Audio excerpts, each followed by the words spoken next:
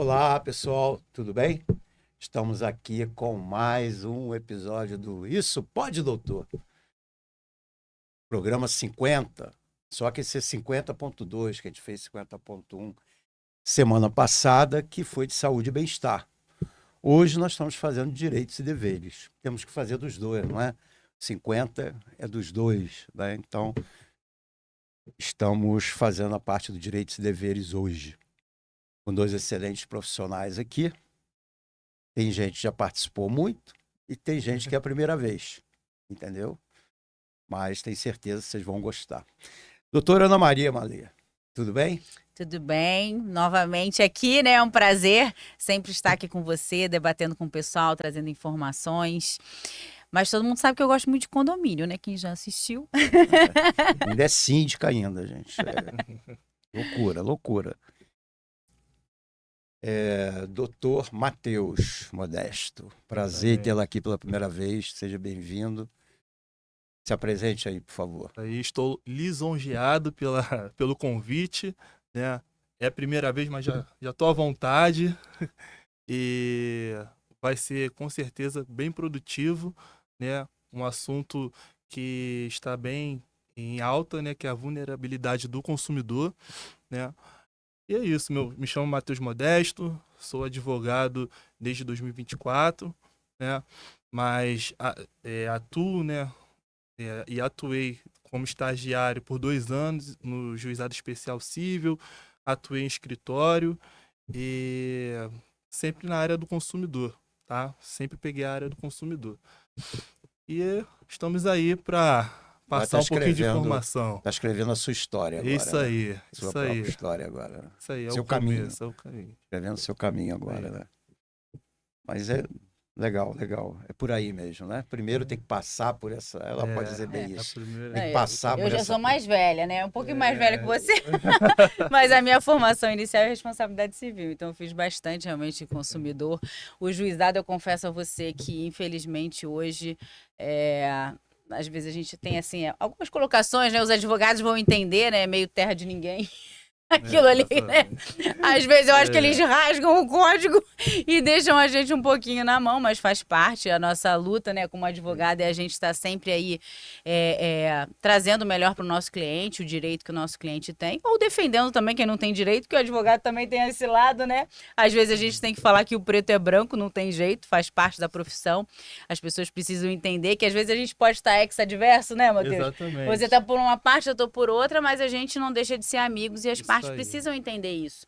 Né, que um profissional a gente vai ser e vai estar ali defendendo o direito do nosso cliente, o que o nosso cliente quer e que efetivamente tem direito. Mas depois a gente toma um chopp, né? É isso aí, isso que eu ia falar. Sempre tem essa brincadeira, né? Depois da audiência, chopp com o advogado adverso. Agora eu descobri, porque sempre perto de um fórum assim, você olha, tem opção de bar. Tem muito, né? Tem muito. Tinha mais, né? Depois da pandemia parou um pouquinho. Será por quê? Com esse tudo online, esse virtual aí, deu uma atrapalhada no nosso chopp. Ainda mais quando fecha acordo, né?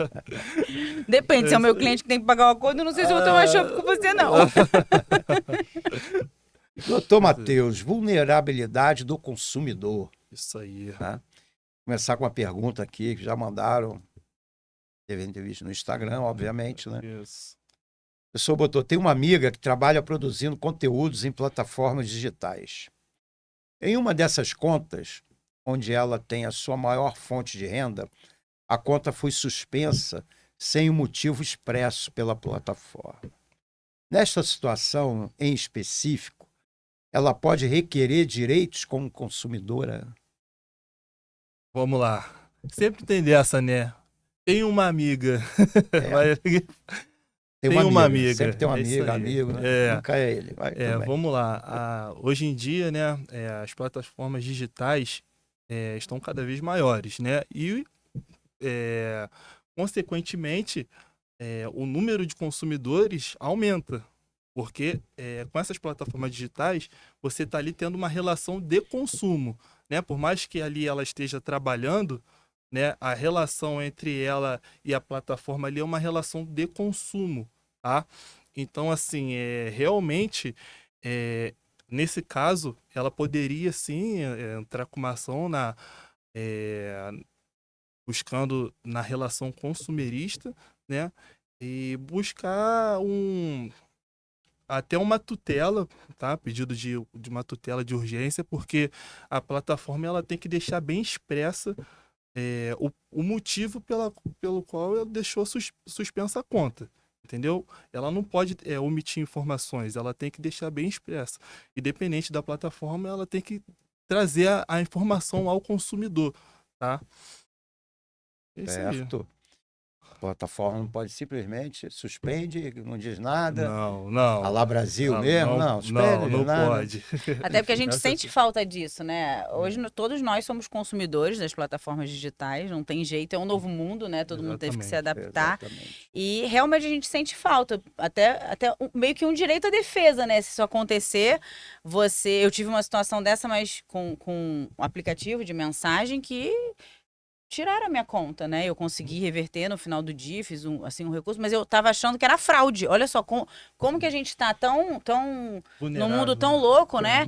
Eles bloquearam e eu achei que fosse, hackearam a minha conta. Mas não, tinha sido a plataforma que estava entendendo que eu seria comercial pelo volume de mensagens, depois que eu fui entender isso, né? E aí bloquearam, mas eu fiz um recurso, graças a Deus, retornaram. Eu perdi umas mensagens no WhatsApp aí, mas enfim, foi. Consegui retornar depois. E além disso, ela também pode buscar os lucros cessantes, né? Como ela trabalha e recebe, né, o valor para a sua subsistência, ela pode sim pleitear pedindo os lucros cessantes que ela deixou de ganhar com os dias sem acessar a plataforma. Isso aí, tá chovendo pergunta aqui. Tu foi falar de vulnerabilidade aí.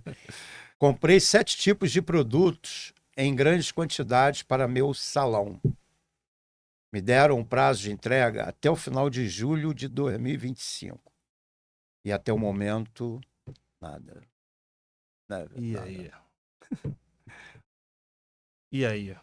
O que E aí, fazer? o que fazer? Vamos lá.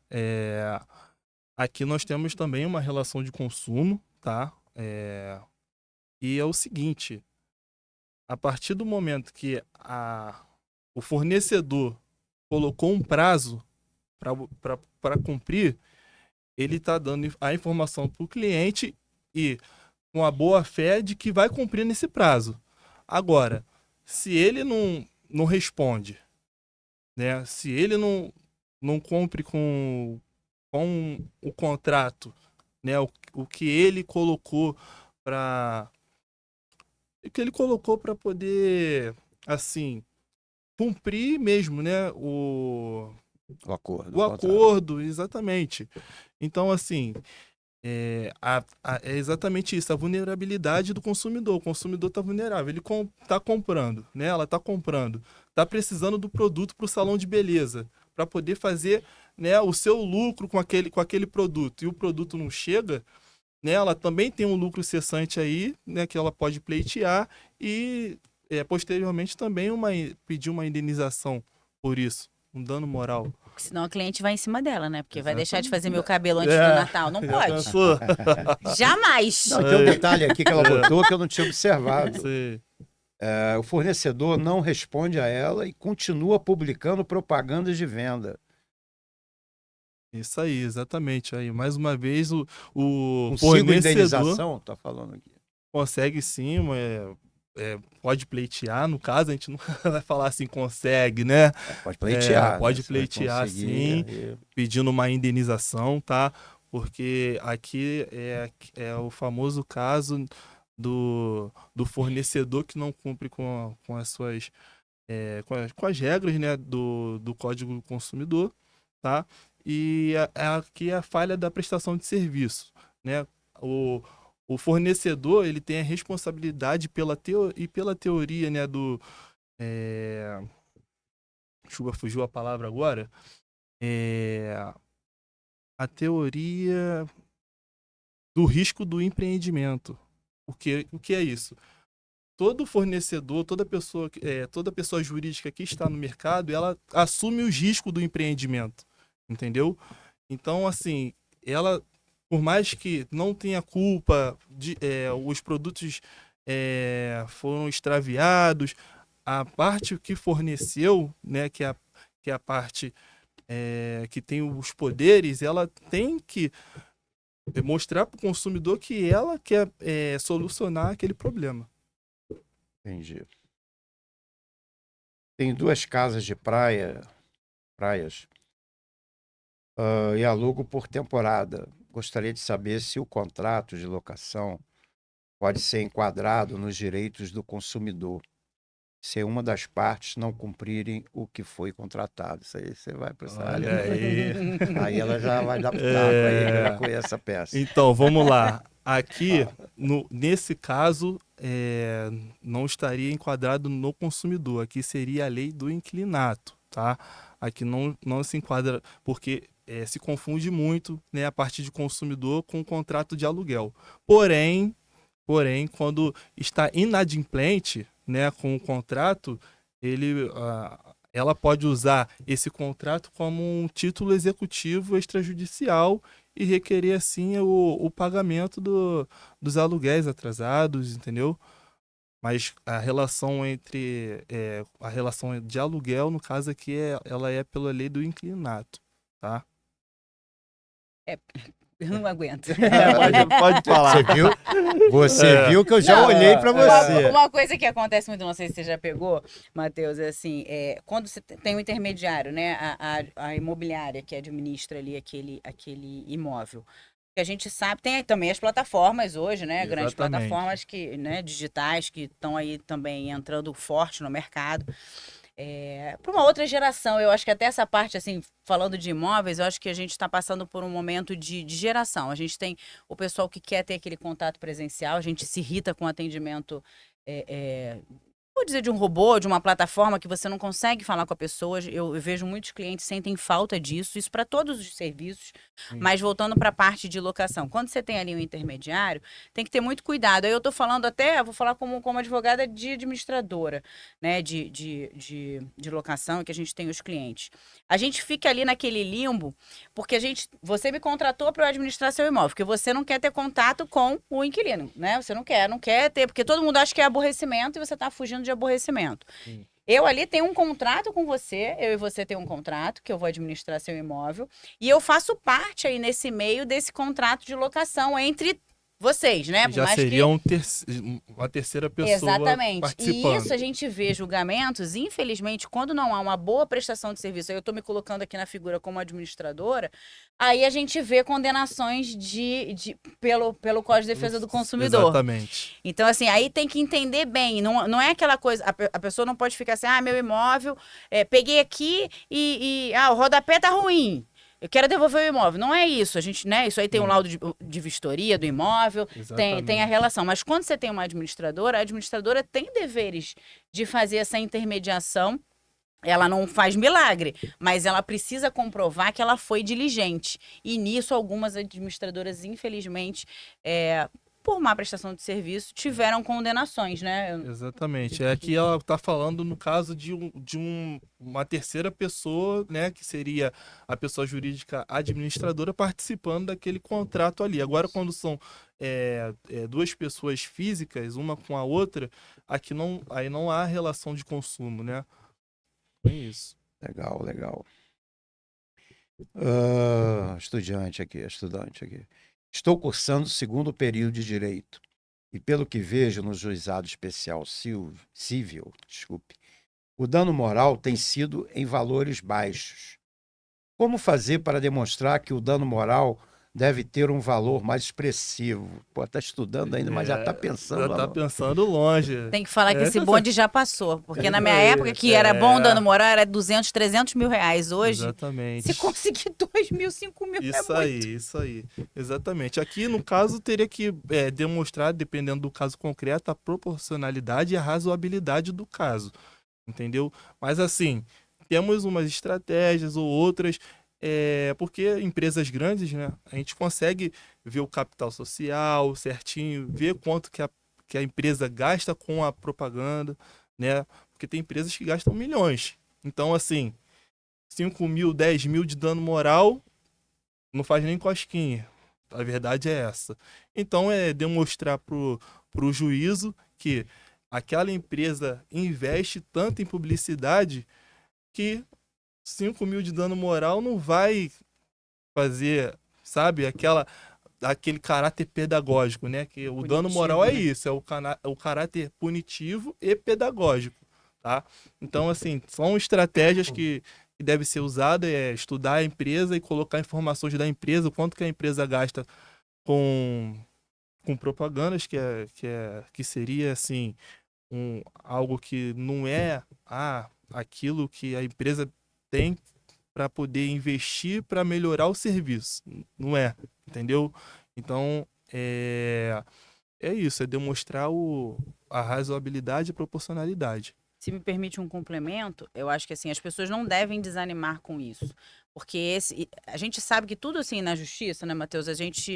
Eu pelo menos faço um exemplo assim. É igual o mar. Você vem uma onda, porque o advogado está aí para criar jurisprudência mesmo. A gente pega as brechas na lei e a gente vai, e aí sempre acaba tendo um movimento. As empresas também reforçam, tem o lobby, isso tudo faz parte da vida, gente. Em qualquer país vai ter isso.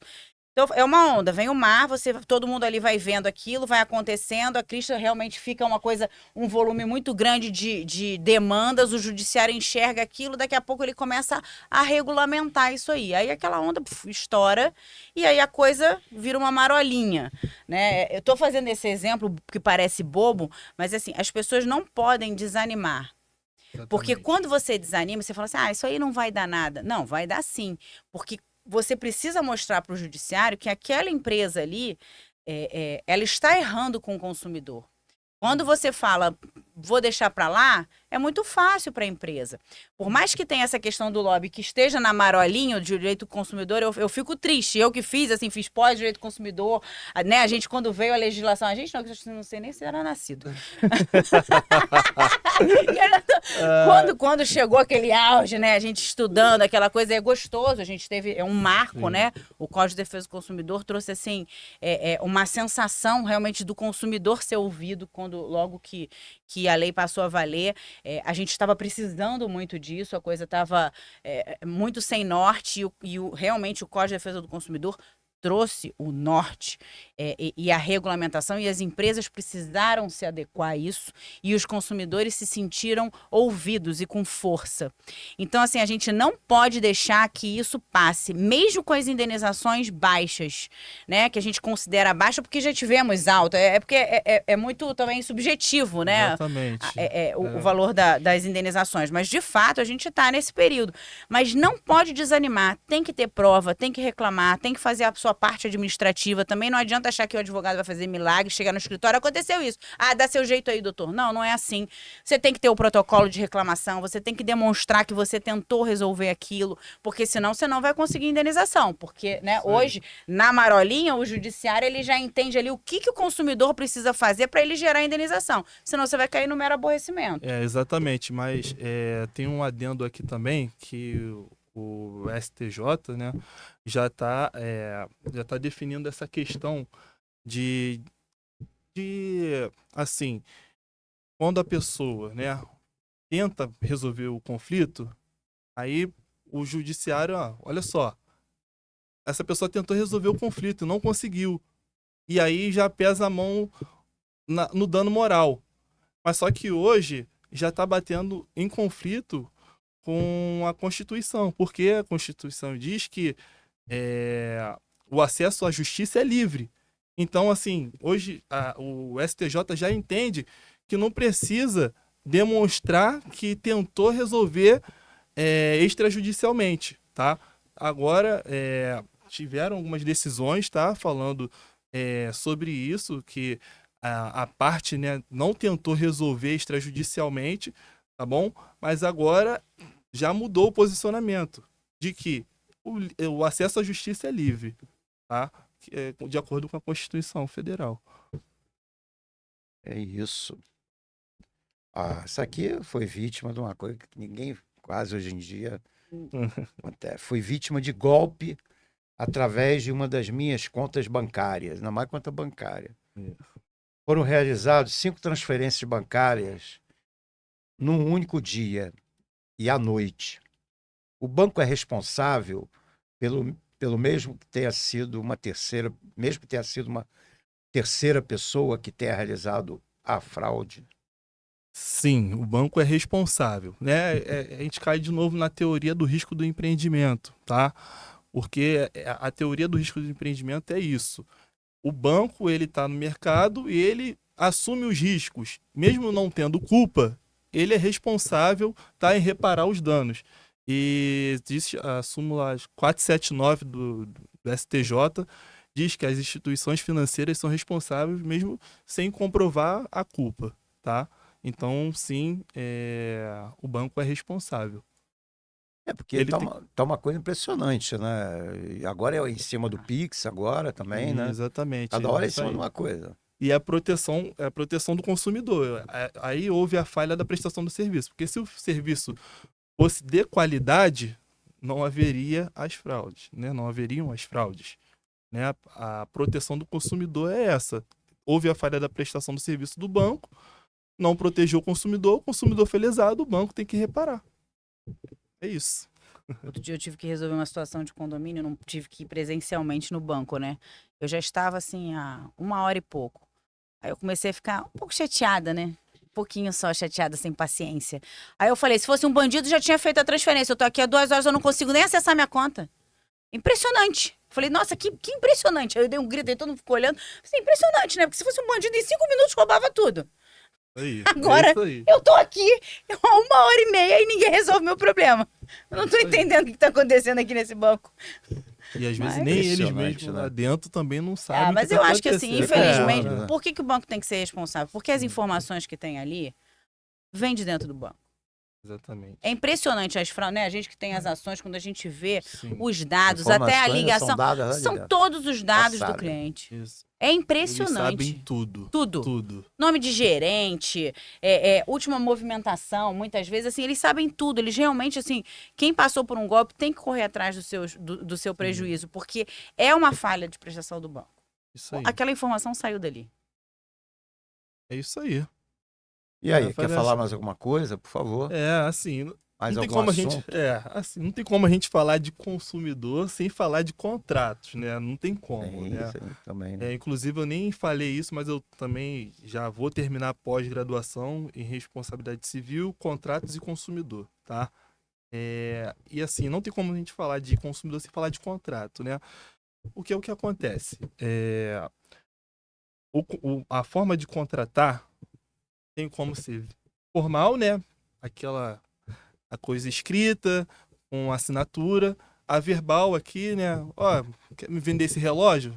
Ah, me vende celular? Apertou a mão, verbal, acabou. E também tem a tácita. A tácita o que é? Não é formal e também não é verbal. Aí fica assim, como? Aquela digital? Não, Ah, é aquela assim. Vou dar um exemplo, tá? Porque as pessoas realmente ficam assim, ué, se não é verbal nem formal, que contrato é esse? Como que eu faço isso? E a gente faz isso com tanta constância que ninguém repara. O maior exemplo é assim, o simples fato de pegar o metrô. Você chega lá com o seu cartão, você passa na máquina e você vai descer na estação que você quer. Você não falou com ninguém, você não assinou nenhum contrato, mas houve o quê? Uma prestação de serviço consumerista. Esse é o contrato tácito. Você não falou, você não assinou nada? não assinou nada, mas fez um contrato tácito. E isso acontece quantas vezes aqui no metrô da Carioca, hein? Nossa. Eu vou trazer seu exemplo do condomínio. Às vezes a gente fala com o prestador de serviço, ele manda o contrato, aí a gente manda para o jurídico para analisar, nisso vem a nota fiscal e aí o boleto e a gente paga. É isso aí. Já tá feito. Já tá feito. Isso aí. Não tem Tá mais o que fazer, eu contratado. falei, já pagou. Houve a prestação do serviço, houve o pagamento, contrato celebrado, acabou. É raro, mas acontece sempre. É, isso aí. Caramba. É É isso aí. complicado. Consumidor é complicado. Hoje em É. dia, aqui no Brasil, tá complicado. Complicado. Sempre foi, né? Agora É. acho que piorou um pouco. Exatamente. Mas- Aí é a hipossuficiência do consumidor, né? Porque com empresas grandes, né, o consumidor ele é o hipossuficiente, ele não consegue provar tudo e não consegue também todas as informações, né? Não tem acesso. Não tem tem acesso. como. Então, assim, por isso também tem a questão da inversão do ônus da prova, né? Quando o consumidor ele não pode provar, ele não tem aquela capacidade de provar, né?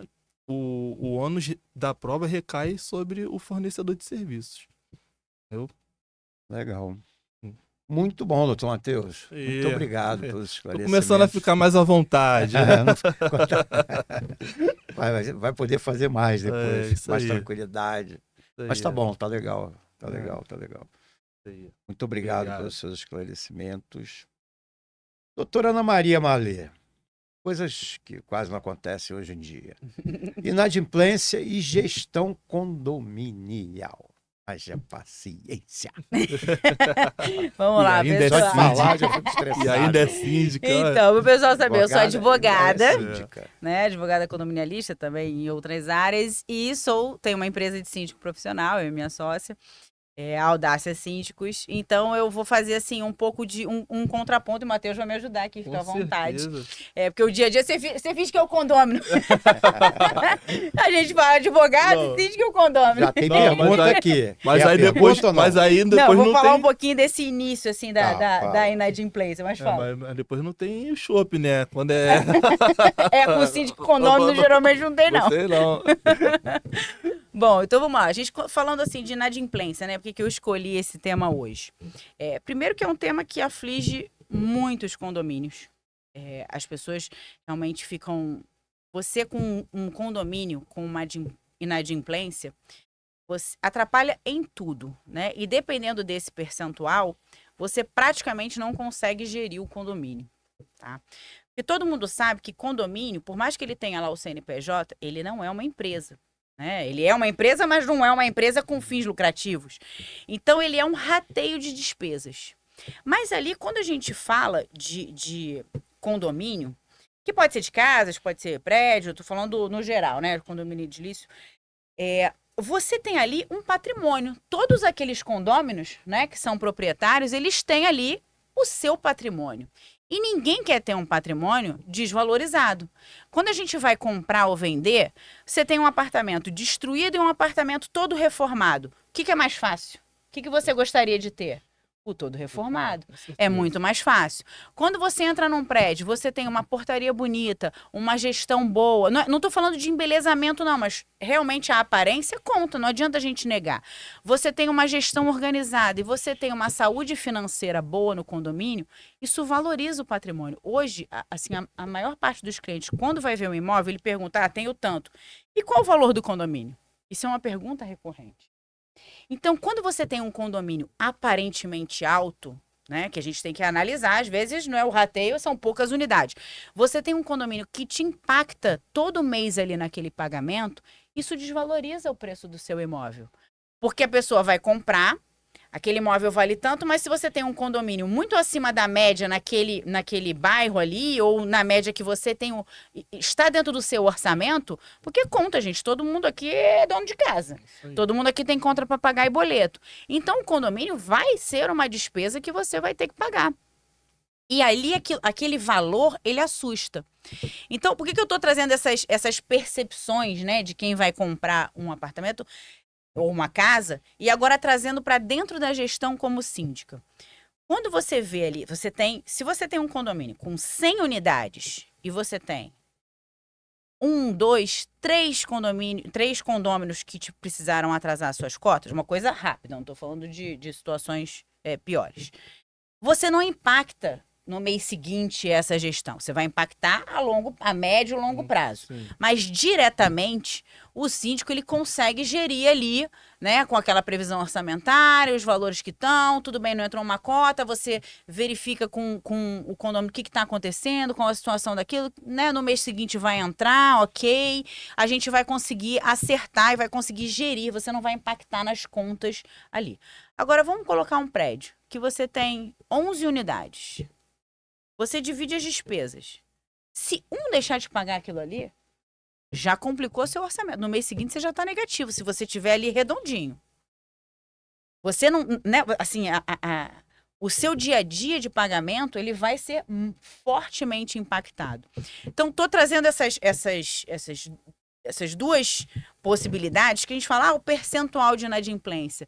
Ele pode ser um percentual baixo, mas para um condomínio com poucas unidades, esse percentual ele se torna muito alto, ele se torna muito impactante. Enfim, tirando essa introdução, né, o que eu quero dizer é, quando você está ali, você quer participar da gestão do condomínio ou você, como condômino, quer entender o seu condomínio? Às vezes, por que o síndico não faz nada? Porque não tem dinheiro para fazer. Ele precisa administrar isso, né? A gente sabe, o síndico não é cego, gente. O síndico sabe o que está bom e o que está ruim. Ele está vendo.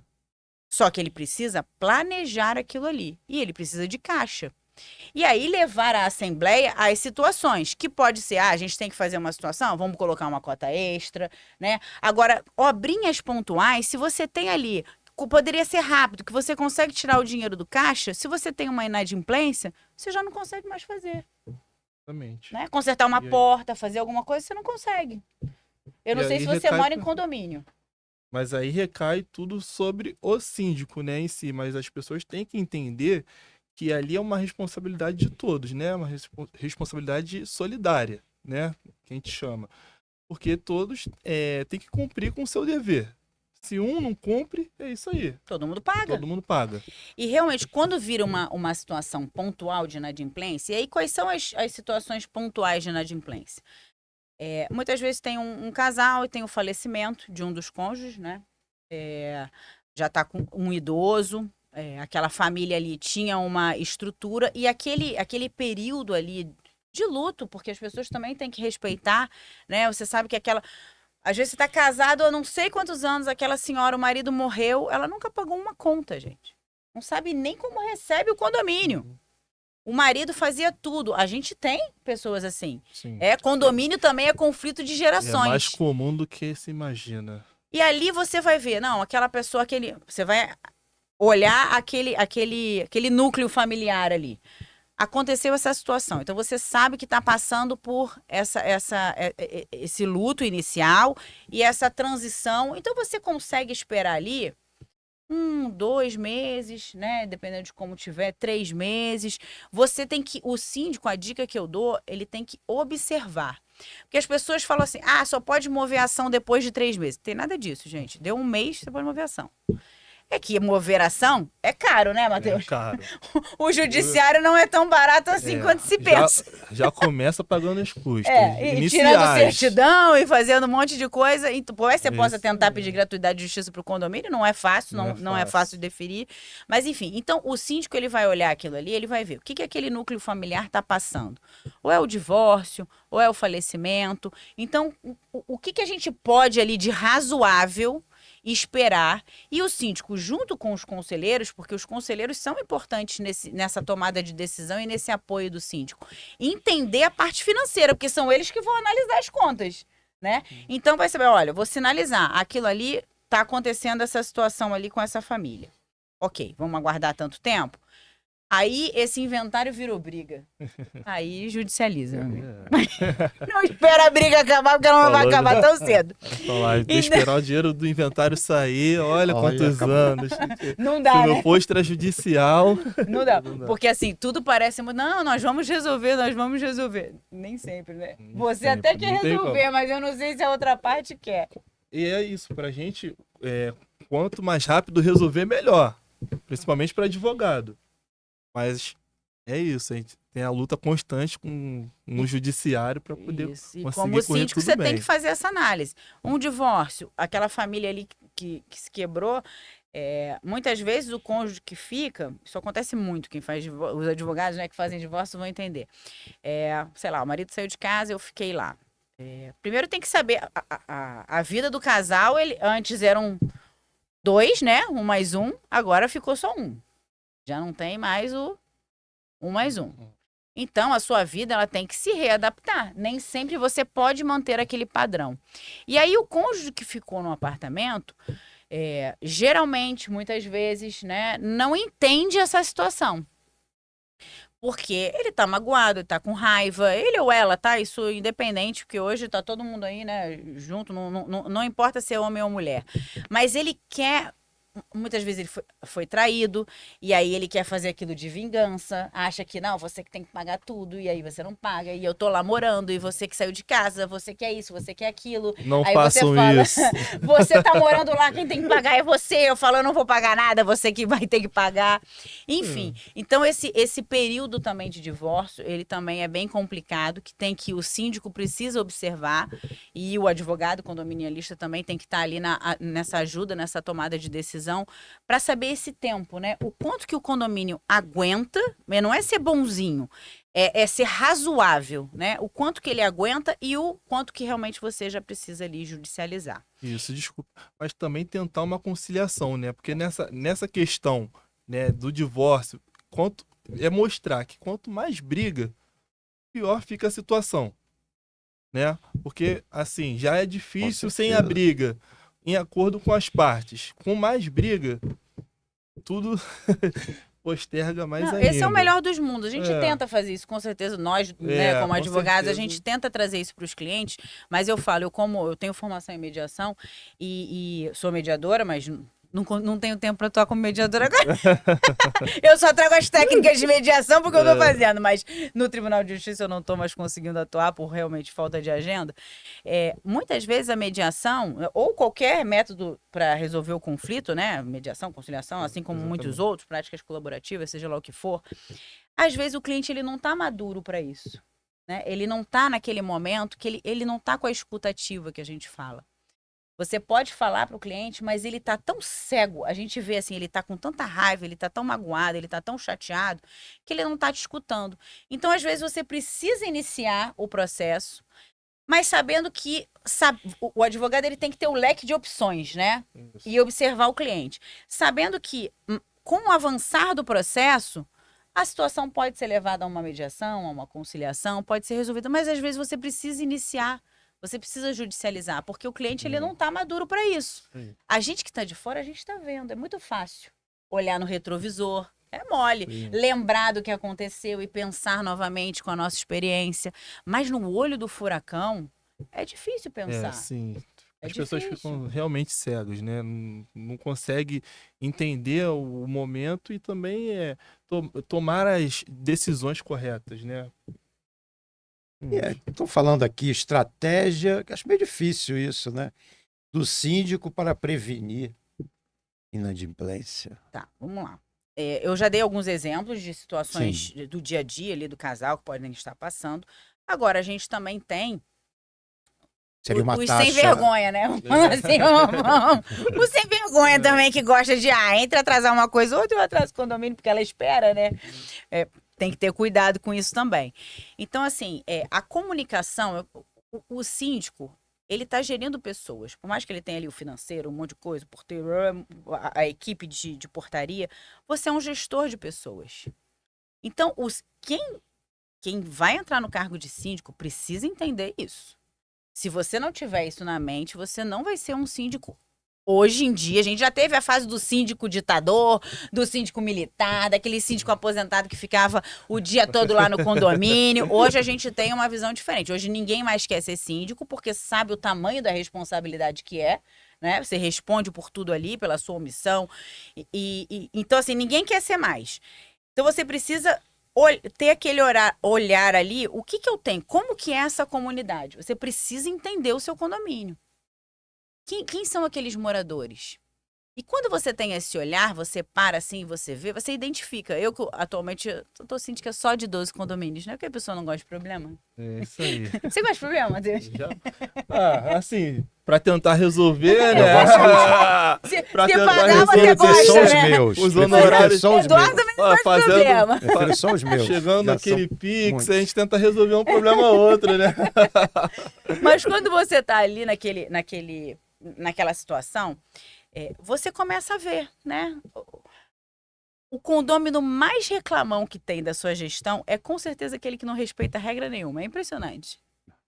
O que mais reclama é o que menos respeita as regras do condomínio. Mas de estratégias, o que eu trago assim de dica? Primeiro, a transparência. eu acho que você tem que ter... geralmente você tem o apoio, né, da administradora de condomínio. Então, você tem que identificar. Essa coletividade é toda digital? É um pessoal mais novo? A gente consegue eliminar as pastas de papel, o boleto de papel, e aí a gente consegue ter uma administradora 100% digital? É uma coisa que você tem que se perguntar, porque é mais barato? Sim, mas às vezes você tem uma pessoa, um idoso, que não vai conseguir. Às vezes ele vai deixar de pagar um boleto, porque ele não recebe o boleto, porque ele não sabe entrar na internet, porque ele tem medo. Você precisa respeitar isso. Por mais que seja uma decisão assemblear, que você tem que levar, e a maioria dos condôminos vão decidir, você precisa ter esse olhar. E aí colocar na balança. Isso é uma coisa. É 100% digital? É possível implantar isso no seu condomínio? Você tem que olhar. Ok. Não, então não é possível. Vamos lá. Os boletos, a gente recebe por e-mail. E aí você imprime lá e se vira. É possível ter isso no seu condomínio? Nem todo mundo tem impressora em casa, vamos combinar? E o idoso, ele também tem dificuldade de entrar nos sistemas, porque os sistemas estão cada vez mais na nossa vida, né? Tudo ali é sistema e as pessoas, você tem que respeitar as dificuldades. Então, você vai dar aquele comando para imprimir o boleto de papel e a pessoa receber? É possível fazer essa impressão, a administradora fazer essa impressão de forma parcial? Só X condôminos receberem ou não é possível? Quanto que custa isso? Você vai trazer isso para uma assembleia. E aí, mesmo que você fale, mas ninguém comparece na assembleia. Não comparece, mas você decide e você escreve. Mas sabe porque reclamar recebe. depois.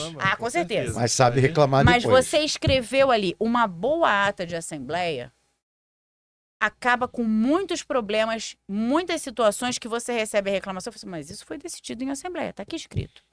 Mas às vezes você quer economizar e você não quer chamar uma pessoa da administradora para secretariar ou um profissional que saiba secretariar uma assembleia. E aí você quer fazer. E muitas vezes você acha até que você escreve bem, né? A gente fala, só nós três a gente participa. Você é o presidente, eu vou secretariar e a gente decide e aí já aqui. quer terminar logo aquilo. E não fica uma boa escrita. Uma escrita que lá na frente você, determinado assunto, por mais que a ata seja um compilado do que aconteceu, Ela tem que estar bem amarrada. Isso aí. ela tem que estar bem explicada. Explicada e bem. Se ficar um pouquinho. Do assunto e das decisões. Por causa das reclamações que vão vir depois. Aí, um pouco que ficar omisso já cai para aquela dualidade, né? Aí vai ficar um lado brigando e o outro também. Muitas vezes eu recebo assim, não, mas que absurdo, você fez isso, eu vou te processar. Eu falo assim, mas foi decidido em assembleia. Aí eu falo, manda pro seu advogado. Vontade. Fica à vontade, boa sorte. Eu quase digo, boa sorte, aguarda a citação. Síndica, é advogado e não tem medo de processo aí. Não, boa sorte. Ih, você não veio em outro podcast aqui. Se eu começar a contar os casos aqui, o Eduardo já sabe. Teve um que foi uma briga, minha empresa foi eleita e tal, ele ficou bravo, ele não esperava essa... Teve a oposição, eu estava pela oposição, e aí, né, que trouxeram a gente, a candidatura, realmente ele não esperava. Ele ficou muito bravo, a gente teve até quase que vias de fato no meio da assembleia, foi meio tenso. Mas eu estava tentando ali acalmar, e aí eu falei para ele, fulano, fica calmo, vai dar tudo certo. Ele virou, a frase dele para mim foi assim, não vou te passar nada e vou te processar. Aí eu falei, tudo bem, fica à vontade, boa sorte, entra na fila. Tipo assim, que coisa sem sentido, né? Aí eu pensei, não, o cara tá com raiva, eu vou deixar. Aí deixa... Eu vou deixar. Vai me processar? Eu não. Pô, só precisa do condomínio se você quiser. Eu não te fiz nada, meu amigo. Eu tô me candidatando aqui como qualquer pessoa poderia. Mas eu vou te falar. Tá chegando a... Ele entrou com ação, sabia? Contra o condomínio, não contra mim. Sim. Mas tá chegando. A vida que segue. Chegou. Ele disse que ia fazer, ele fez. Tá bom. O advogado Vamos que tem medo ver, de né? processo, advogado. Né? Não tem como. Pegou o bonde errado, né? Pegou o bonde errado.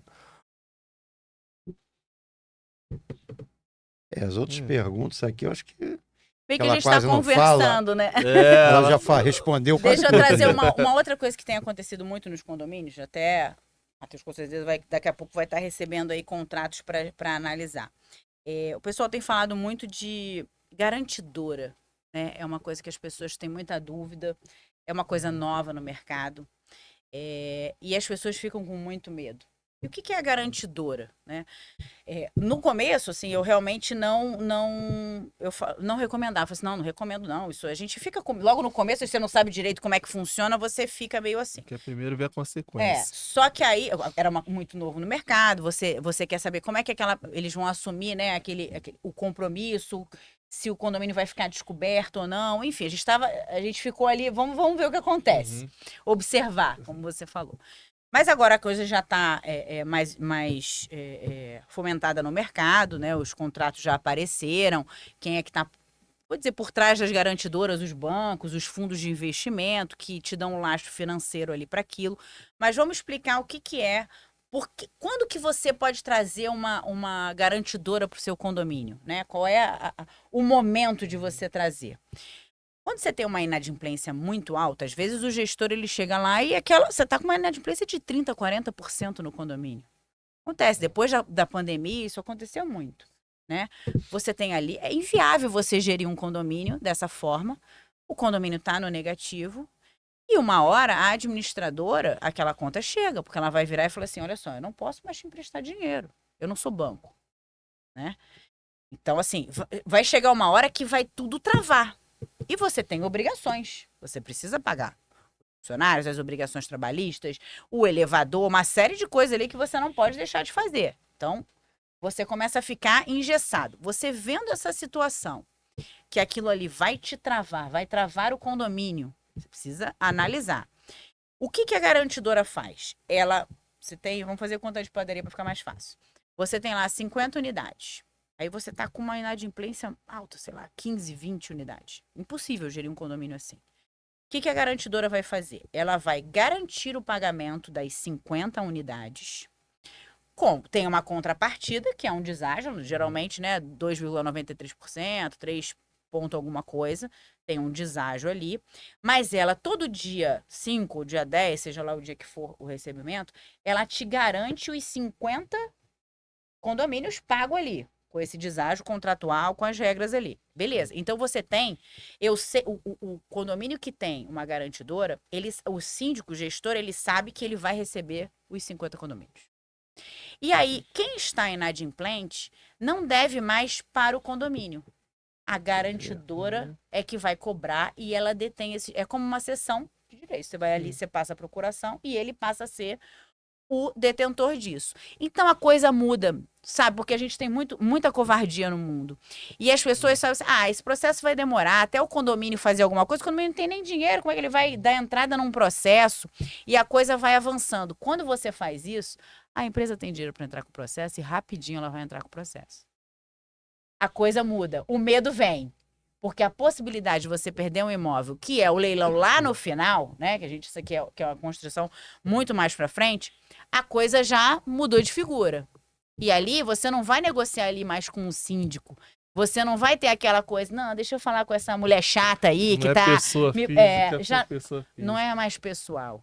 Você vai ter que negociar com a empresa. Isso. Então, o gestor, assim, analisem a necessidade de você trazer uma garantidora. Marquem.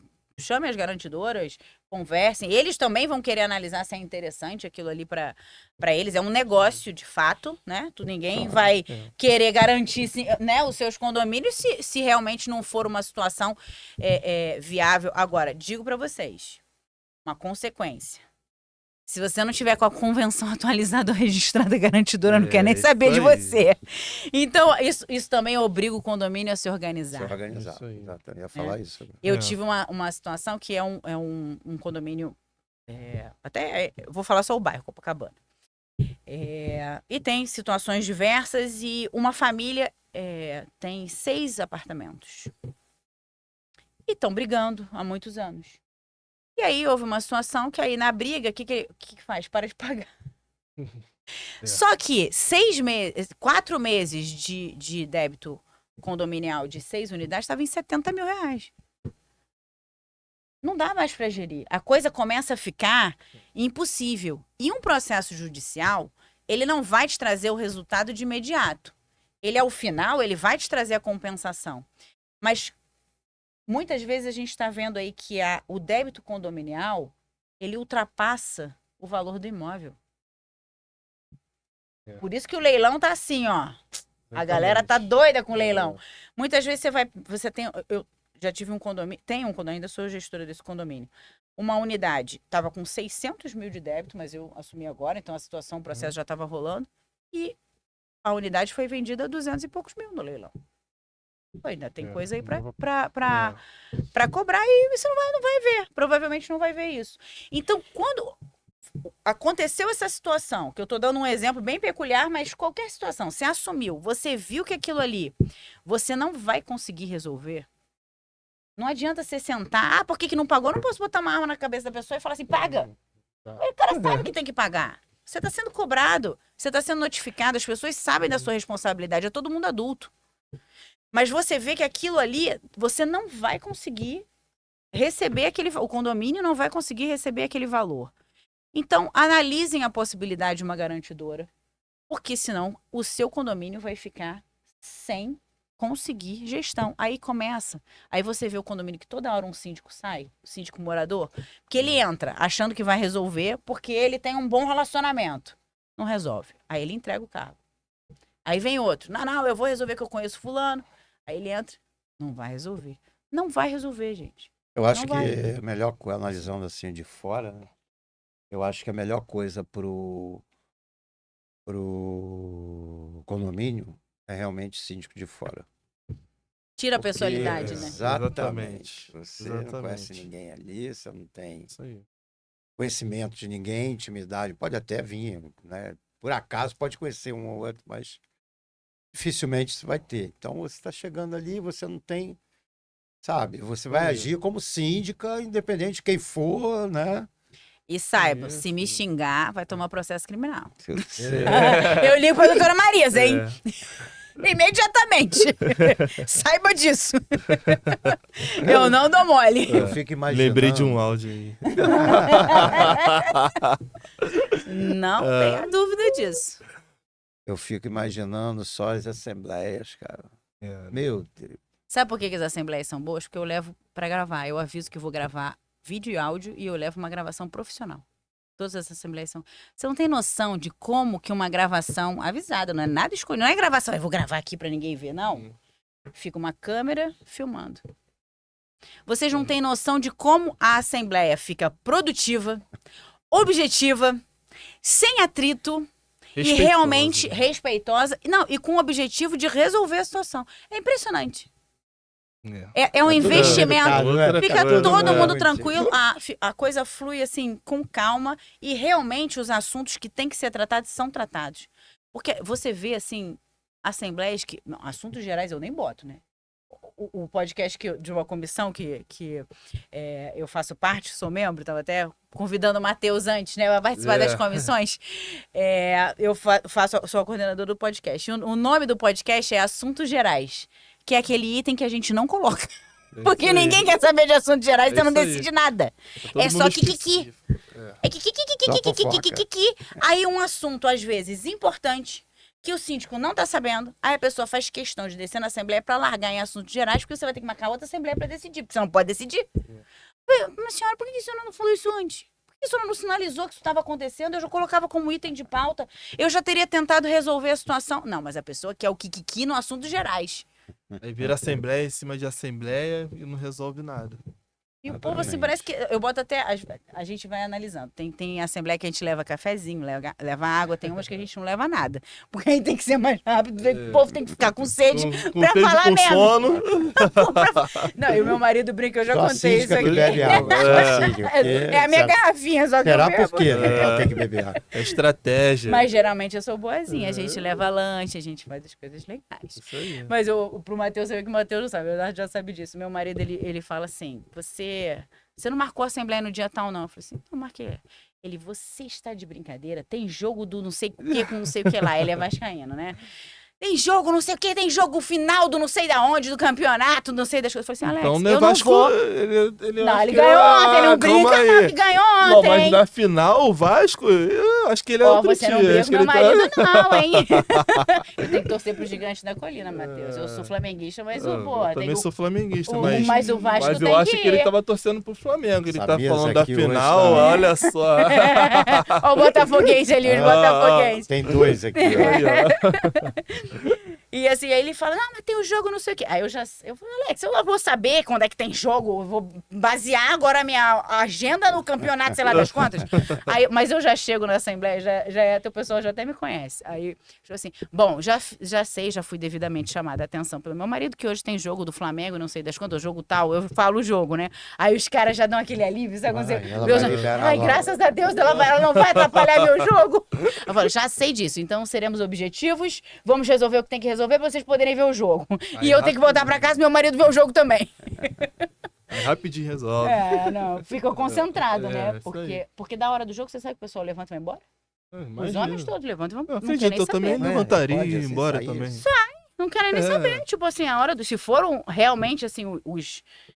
Te falo, a maioria dos homens que tiverem, se tiver um jogo, principalmente do Flamengo, vai Se tiver levantar no e vai Flamengo, sair. eu falo, eu também levanto e vou Você embora. levanta e vai embora, Bora. Matheus! O Flamengo tá arriscado eles nem irem. Não, mas eles vão. Porque geralmente você marca 7, 7h30, o jogo geralmente é 9h30, né? Às vezes é que é um pouquinho mais cedo. Mas a maioria dos jogos são 9h30, né? dependendo do 9 dia. 9 e pouco. Tem jogo que é Quer dizer que você 7h30. levanta, né, Matheus? Alguém Eu já, levantaria, né? alguém já gritou gol no meio Já, da Assembleia? assistindo o jogo e já deu um grito. E tem o grito da rua também, às vezes acontece, você tá na Assembleia, geralmente é no play, no ambiente ali, e sempre tem os que gritam, né? Aí a gente fala, ih, foi gol, mas se tiver um homem na Assembleia, com certeza ele tá assistindo. O ruim é quando ele tá atrasado, né? Tu tá no celular e tá atrasado. Aí tu escuta lá na rua o pessoal já gritando gol, aí tu depois vai ver. Ih, foi gol já. Mas enfim, eu gosto muito de condomínio, né? A gente já sabe, assim, tem foi que uma coisa gostar. que eu realmente me encontrei. A gente tem dias ruins, não vou dizer pra você que é fácil, né? A gente tem dias que a gente fica chateado, a gente quer fazer o melhor e tem pessoas que... As pessoas não estão bem, a gente fez o último podcast de saúde mental, né? Eu tava até Foi. conversando, as Cara, pessoas não estão condominal. bem. De fato. E você acaba, às vezes, sendo um pouco saco de pancada, as pessoas descontam um pocão das suas frustrações ali no condomínio, no síndico. Mas como síndica profissional, assim, a gente sabe combater, tem o limite para isso e a gente estabelece bem o limite, e, assim, e como eu falei, brincando, realmente não vai extrapolar, porque senão vai responder por isso, que as pessoas têm que saber que não podem. Né? A gente parece até que a gente está tendo que educar os adultos, né? Ou voltar, que as pessoas voltem para o seu prumo. E o condomínio acabou sendo acabou sendo, acho que sempre foi e depois da pandemia piorou. Um palco, assim, para as pessoas, para algumas pessoas trazerem ali aquela agressividade. É um ambiente hostil, de fato. O síndico ele tem que estar muito bem preparado, porque é um ambiente hostil. Você começa ali com uma hostilidade muito grande. Imagino. Então você tem que respirar fundo e entender que aquilo não é pessoal. A princípio não é pessoal. Pode até virar, né? Mas no início da gestão, você tem que, assim, fingir que não está vendo muita coisa. Dessa forma que as pessoas falam aí, conduzindo, para a coisa fluir. E sempre tem aquele grupinho, né, dos condôminos, né? Aquele grupinho separado que faz aquela panelinha e tudo mais. Panelinha só não é bom para quem não tá dentro. É isso aí. Quem tá dentro da panela tá ótimo. Vamos pedir o impeachment da isso aí. síndica. Eu entrego antes. Se eu ver que o negócio tá feio, assim, eu falo, olha... Porque as pessoas também têm que entender, e os profissionais, eu falo isso nos encontros de síndico, nem todo síndico é para todo condomínio e nem todo condomínio é para todo síndico. Pode ser que eu não me encaixe naquele condomínio, que eu não tenho perfil para aquele condomínio. E tá tudo bem. Você se dá bem em todos os grupos? Não tem Tem grupo que você não se dá bem. Tem grupo que não me dou bem, eu não me encaixo naquele assunto, naquelas pessoas, não dá match, né? A gente fica ali, você não sente... Tipo assim, o papo não flui. E tem condomínio que a coisa flui facilmente, né? Mesmo com os problemas, que claro que tem. Mas você se sente, assim, eu também não quero ficar num ambiente, eu e meu sócio, a gente fala muito isso. A gente também não gosta de ficar num ambiente em que a gente não é bem-vindo. Né? Então, assim, tem limite. Essa hostilidade, essa agressividade, ela tem limite para a gente também, para o síndico também. Não é só o impor limite para o outro. Eu também vejo o meu limite. Quando eu vejo que eu não estou...